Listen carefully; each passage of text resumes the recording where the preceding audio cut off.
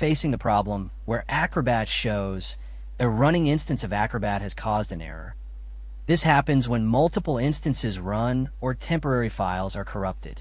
Many solutions online are confusing and hard to follow. When I faced this, I fixed it with one easy trick. If you want a full step-by-step guide, comment below. First, close all Acrobat windows and check Task Manager and any Acrobat processes. Second, restart your PC. Third, clear temporary files. Press when plus or %10% delete files. Fourth, repair Acrobat installation. Open Acrobat, help repair installation.